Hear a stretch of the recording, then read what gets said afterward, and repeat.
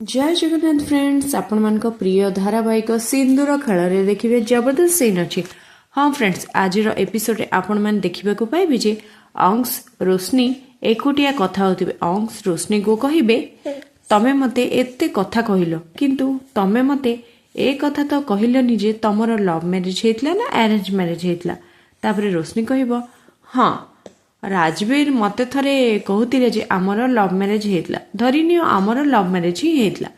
तापर अंश कहे से कहले तमें मानि नेल एक कथा को। तेबे फ्रेंड्स आपण मान को कौन लगुच ए सब कथा रोशनी कौन मन पड़ जीव कि अंश जहाँ पचारे रोशनी ए सब पर कौन मेमोरी पुणी थे फेरी आसब कि से जानीपर रोशनी सी ही निजे आद्या थी बोली। आपण मान को कौन लगुच फ्रेंड्स आमको कमेंट माध्यम लिखि जनातु।